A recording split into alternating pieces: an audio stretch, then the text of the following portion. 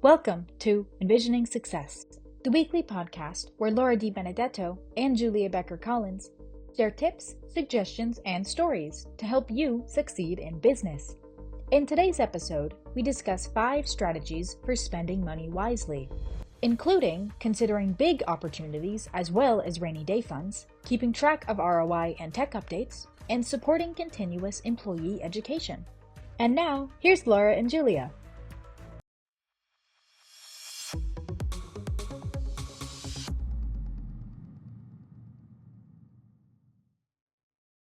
Hello and welcome back to enVisioning Success. I am Laura Di Benedetto, joined by Julia Becker-Collins. Today we're going to be walking you through spending money wisely. All right, so all I can think of right now is the Indiana Jones. You have chosen wisely. Or you have chosen poorly. Yes. Bye. Don't be that guy. So we're going to help you to spend your money wisely to grow your business. As you know, hopefully, this show is all about helping you to make money, grow your business, and stop being so damn stressed out. Doesn't have to be hard, folks. Does not have to be hard. So Julia and I run Vision. We are a 25-year-old marketing company. I started it when I was 4. Yes, we'll keep saying that. Sure. Yes. And it's been a pleasure to do things all these years. And one of the things that I really want you to know is that we pull stories from the trenches. We pull stories from real life. Everything we share with you is the been there, done that, have the t-shirt and keychain type of wisdom. And it's very, very important that you don't take wisdom from people that are operating from a theoretical perspective. Only been there, done that will suffice. So today we really want you to figure out the very best time and way to invest properly. Marketing can be super scary. I mean, we work with companies that are smaller up to and over the $100 million a year mark.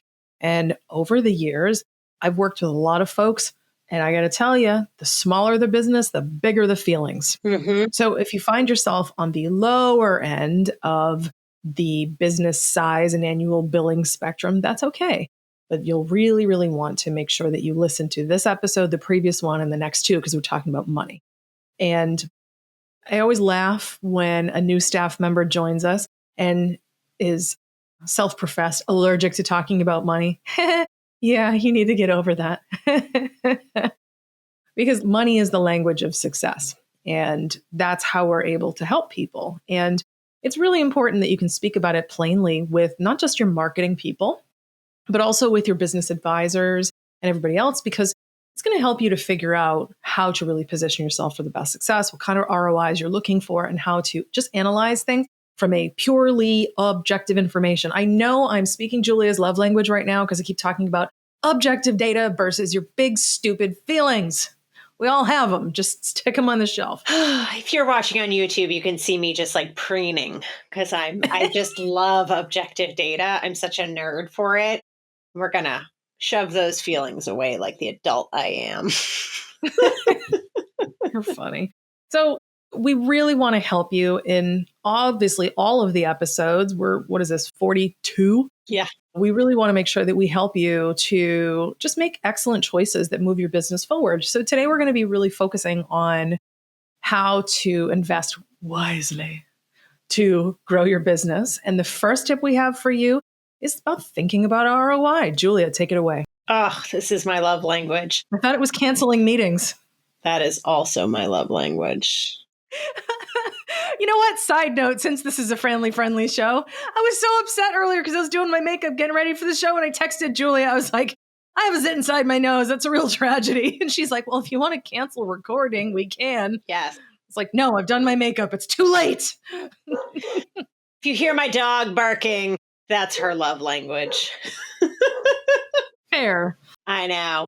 So return on investment, ROI. So before you spend money, think about how much you'll get back from your investment. Is it that you're going to make money on what you're spending? Is it something to help make your team be more efficient and effective? Is it something where you can offer a new service or product? Or is it just like a fun thing to have? Think about the ROI on what you're spending so that you can make a good, educated decision. I'm not saying don't spend money on fun things. I'm saying know that you're spending it on something fun and you're not going to get any money back. Well, fun is a form of return on investment, to be clear. I mean, over the years, I've invested in lots of neat things for the staff, and it makes them happy. Yeah. Happy is a good ROI. But, to your point, you just got to get really, really clear on what am I really getting out of this versus what the salesperson said I was getting out of this. Also, if it's something where the ROI happens to be financial, you better have breadcrumbs. We talked about this in the last episode. If you can't actually see breadcrumbs that lead you from investment to return, run, not walk, in the other direction. Because that's when you choose poorly, and we want to choose wisely. Yes. Laura, why don't you tell us about number 2? Sure. So this is really exciting, but super terrifying to some people, right? So put your big boy pants on. It's time to listen up. It's putting money into big opportunities. Sometimes, and I can tell you over the years, I have watched people screw up their marketing and a lot of their business decisions by trying to make a conservative investment, thinking that the size and scope of the investment is what makes it conservative because they're minimizing their risk. That is not the case. What it really is the case is when you invest in small things, thinking you don't have as much risk exposure, oftentimes you have more exposure because in the marketing and advertising world, less does not equal more, less really equals less and disproportionately less. Yes. So I can say that louder for the people in the back, but less is like disproportionately less. More is disproportionately more. It's not fair, but that's how it is. And now that you know, you can put your money into bigger opportunities. For example, let's say you're going to do one thing, just one. Let's say you decide that you really want to go absolutely bonkers down the rabbit hole of doing really cool, funny social advertising. And they're going to be hysterical, viral, shareable. But you don't really want to take lots of risk. Do you A, go with the most expensive agency in town that has a proven track record of making those things fly all around the internet and basically, quote unquote, break the internet? Or do you B, limit your exposure by going with a tiny agency that's kind of new at it, but they don't charge as much? The correct answer is A. You swing for the fences mightily. Put your back into it. Make sure that you don't underestimate the potential losses with something that appears conservative but actually isn't. So make sure when you're looking at putting money into big opportunities that you're able to accurately assess your true risk exposure, not your perceived risk exposure. Yeah, great example. And if you are looking for funny Instagram accounts to follow that are from brands that you would never think were funny, and a great example of spending money where you should be spending money to get great brand exposure is TSA, of all things, is incredible on Instagram. TSA? I know. This is my shocked face. Exactly. Whoever is running their social media account needs like a triple raise. It's incredible. And National Park Service. 2 phenomenal social media accounts that make boring things amazing. Okay, now I need to know. Total side thought, but my brain does this. Squirrel. Who, like, is the Mass DOT, the little signs, like the Use Ya Blinka? Do they have their own Instagram? Are they funny too? No, they have Twitter. So Mass DOT has Twitter. And now there's a new federal regulation that you can't use the funny signs because they say it's too confusing. Who's the killjoy? I'm sorry. Everybody in Massachusetts understands Use Ya Blinka. I don't know. It makes me sad, but yeah. Wow. Way to suck the fun out of everything. United States government. Boo, hiss. But TSA, quality social media. All right. I'm going to go run to Instagram as soon as this is over and go check it out. Thanks for that. Phenomenal. I highly recommend. That's cool.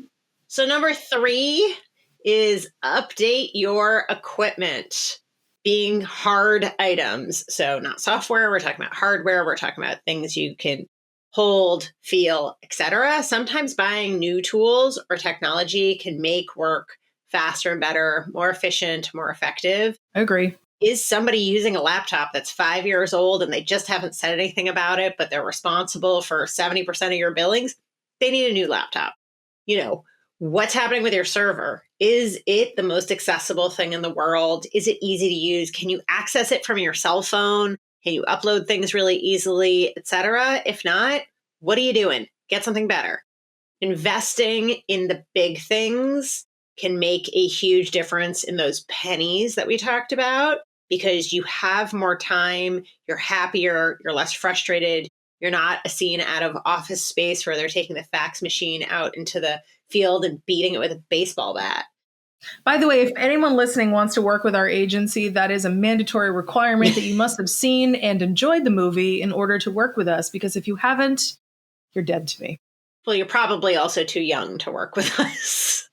Probably. That's some of our staff. They haven't seen it. And I'm like, I don't know who you are. This is the year, Laura, this is the year when I feel old, because they are so young.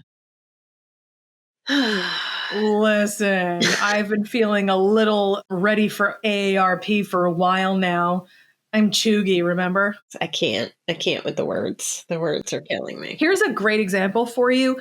A camera, a DSLR camera is actually one of those things where you wouldn't think that you would need to update it, but you actually do and really want to. And great example of that is our own agency. We have many different cameras, but one of the ones that we have does not have as complementary Bluetooth capabilities. Let me tell you, you haven't lived until you've had to be a slave to that damn little SD card and hope you can find it, versus having the computer have an onboard solid state hard drive with Wi-Fi and Bluetooth and all the whiz bang, blah, blah, and it goes automatically into your stuff for you. Come on now. Right. 100%. Can you tell us number 4? Yes. So number 4, you really do want to train your people. It's kind of obvious that you want to train your people, but more specifically, invest in your people. Give them greater education so they can do more for you. When these wonderful, amazing people that help you get places in life can do more for you, it makes it so you get more for your money when you're investing in your staff. They enjoy their jobs more because they're continually growing in their roles and they're not stuck. It's important. Nobody wants to stagnate in their career. And if you're able to invest in your people, give them more continuing education. We talked about Udemy in the last episode. You really want to do this with the understanding that you will receive a greater return on your investment than whatever you put into that. Continuing ed has no downsides.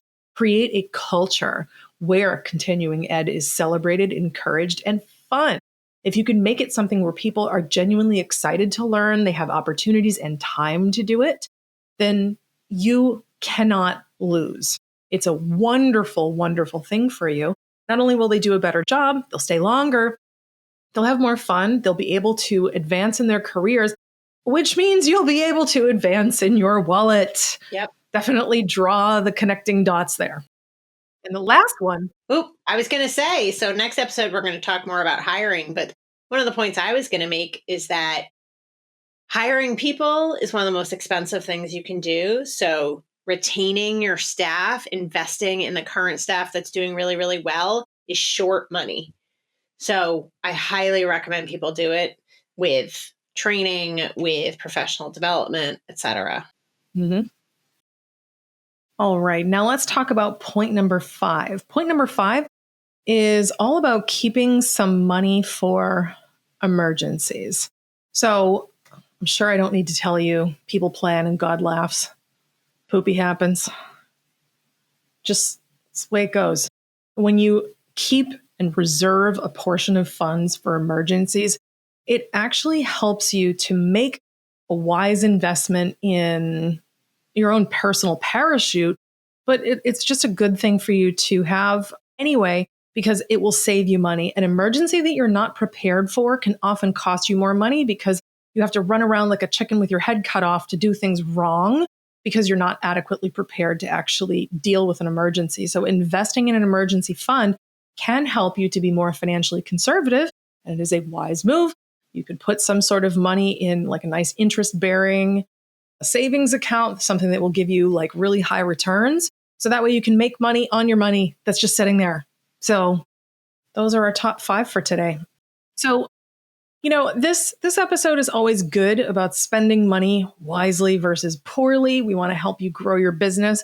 The next episode, we're going to be talking about hiring the right people. That's going to really help you to both save and earn a lot of money. So my name is Laura DiBenedetto. I'm joined by Julia Becker-Collins, and we are the dynamic duo that runs Vision. We're always here to help you. If you have questions about marketing, you want to ask a question about the show, or even request a special topic, please just go to vision-advertising.com, vision-advertising.com, and find the contact page and just shoot us a note. We would always love to hear from you. That in mind, we are sponsored lovingly by Vision, and we're very excited about our 25 years. Believe me, you don't make it this far without seeing some really interesting stuff along the way. So we hope you enjoy the show, and we'll see you in the next episode.